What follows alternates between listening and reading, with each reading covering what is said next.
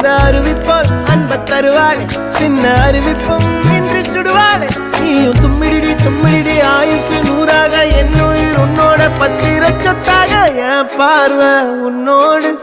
உன் பொம்மை கண்ணோடு பேசாமல் விண்ணோடு நாம் மிதந்து போவோம் காதாரா அடியாளோ நான் தாங்க மாறோடு